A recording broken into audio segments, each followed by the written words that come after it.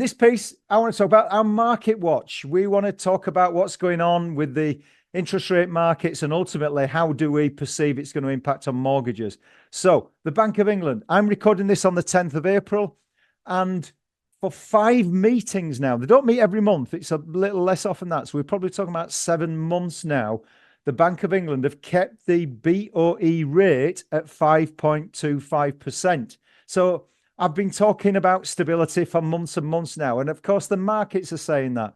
In fact, more than that, they're now putting a lot of pressure on asking, almost demanding, that the Bank of England consider putting interest rates down. So that is the question on everybody's lips. And that's what I'm going to focus on a little bit more today.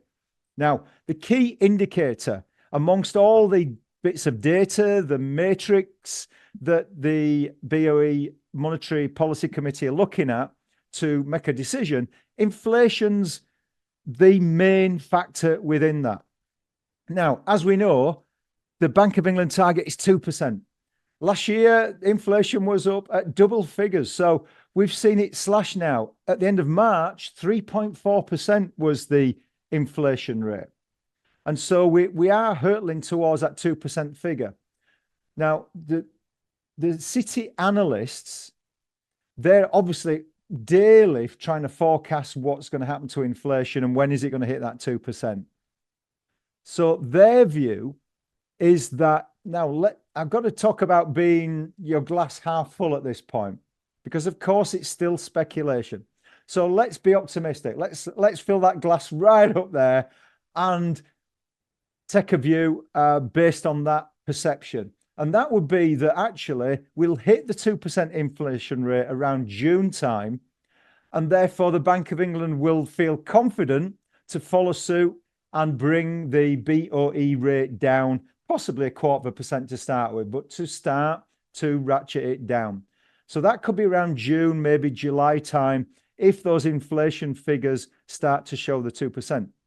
Now, the Bank of England themselves have got their own forecasts, and although they see that by the end of the year we'll be hitting that 2% figure, there's still a little bump in the road to come. And this is to do with wholesale energy prices that have maybe a larger effect on inflation than other basket of goods and services.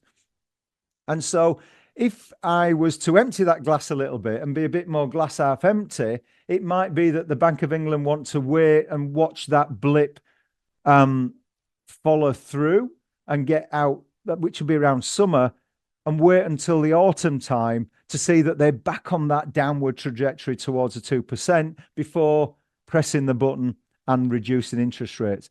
So, look, I think the overall summary of this is that I think rates are, subject to something left field happening. Look, this has happened to us many times before, from a Liz Truss budget to a Putin-Ukraine-Russian war to wars in the Middle East. You name it. There's things happen that are going to change the trajectory of the UK economy.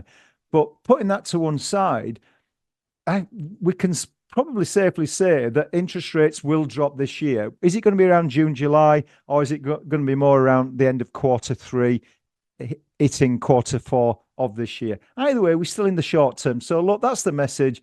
I think we can expect that. So in terms of mortgage rates, what does that mean for mortgage rates? Well,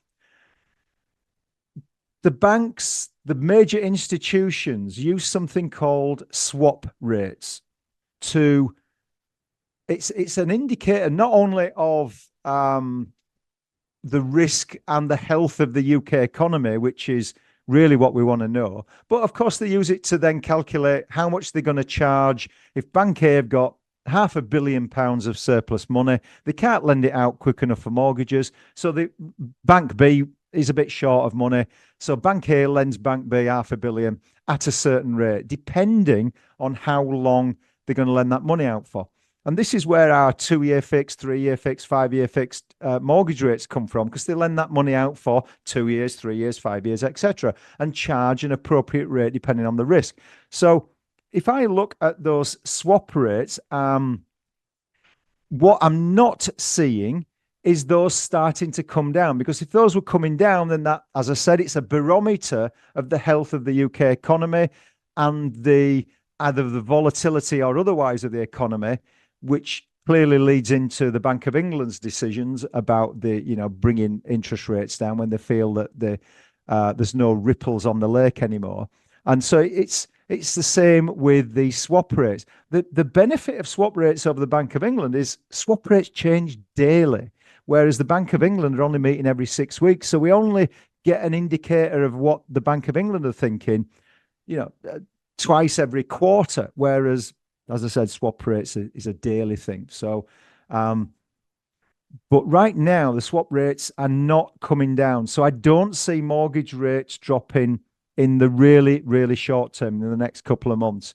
We could be talking maybe as early as July, maybe into the back end of this year. So the big question, I think, for landlords right now is that when you're talking to your brokers, the broker tends to, and I'm going to simplify it for today's conversation. They tend to offer you either a 2-year fix or a 5-year fix. There's other products, but they're the majority type of product out there. And right now, a 5-year fixed rate is cheaper than a 2-year fixed rate. I'm not going to go into the whys and wherefores today, but that's how it is. That's how they're priced. The 2-year fixed is more expensive. But here's the thing. Depending on your attitude to risk, do you take the cheaper 5-year fixed right now, but be locked in, of course, for 5 years? Or do you gamble? And do you take the slightly higher 2-year fixed because you feel confident that in 2 years' time, the mortgage market and rates will have dropped so much that you could get a significantly lower rate for year 3, year 4, and year 5, which means overall you would pay less doing that way than taking the 5-year fix. So that is the gamble for you as landlords. And if you're not thinking of it in that terms, you should be making sure your broker gives you those options and have that conversation with him or her about the pros and cons of the slightly higher 2-year fixed compared to the 5-year. There's no right and wrong answer, but here's my take, my personal view. So I'm taking my broker hat off here. I'm going to put my landlord hat on. I tend to lean more to the 2-year fix. I'm more of an optimistic individual. I'm more glass half full that I think rates are going to drop once they start at quite a fast pace. We might end up with a 1.5% drop in rates over the next couple of years.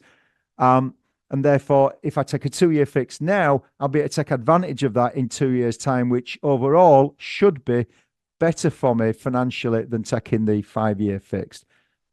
But speak to your broker. He or she's in the right position. They know your circumstances best, and they're the ones to advise you. And if you're unsure and you want to have a chat with us as your broker, then there'll be a link at the end of this piece to our online diary. It's free. Just book on there, have a chat, and speak to the team.